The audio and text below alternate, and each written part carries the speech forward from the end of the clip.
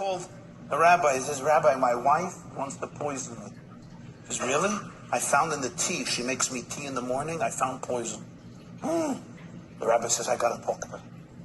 He says, here is her cell. The rabbi talks to her.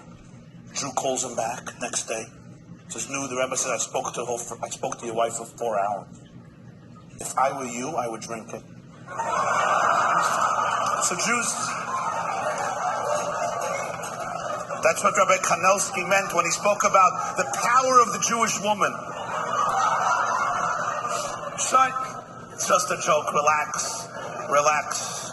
I love women. I even married a woman. It's a big thing today. Don't underestimate it.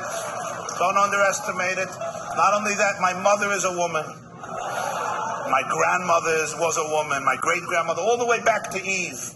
And then the apes and the monkeys, I don't know what they were. So my friends, you understand what I'm telling you. People kvetch. People love. The other day I was in a kosher restaurant. The waiter was going from table to table and he was asking one question. Is anything all right? Jews complain. They love complaining.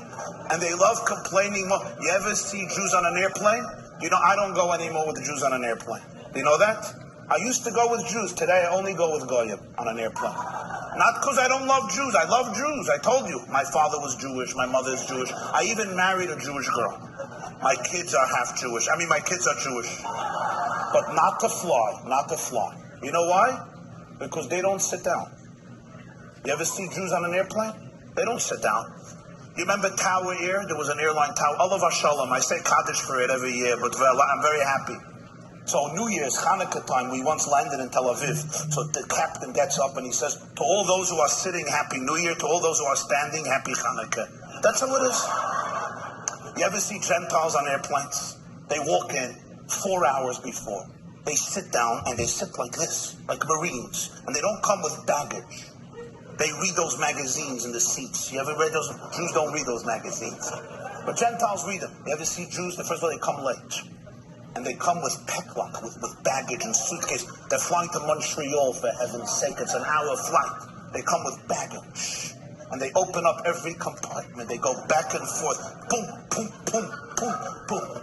And finally, after 2 hours, the flight attendant starts screaming at him and says, sit down, the whole flight is waiting for you. He turns to his wife and says, she's an anti-Semite.